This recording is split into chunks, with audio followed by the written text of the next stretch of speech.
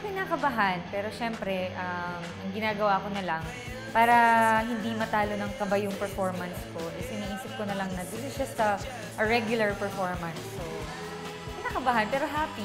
Very happy to be part of this show. Abangan na lang po nila sa Sabado. Syempre, nasa ano pa rin, nasa fun pa rin yung gagawin. Nung nalaman kong si Valerie yung magiging kalaban ko, kinakabahan ako kasi syempre alam ko magaling si Valerie.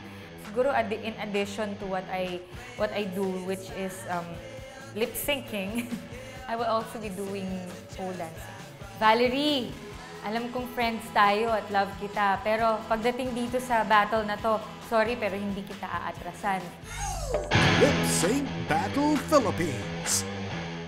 Nag-enjoy ka ba sa aming video? Click here to subscribe para makapanood ka ng iba pang video na magugustuhan mo. Click na, dali, Now dali. na.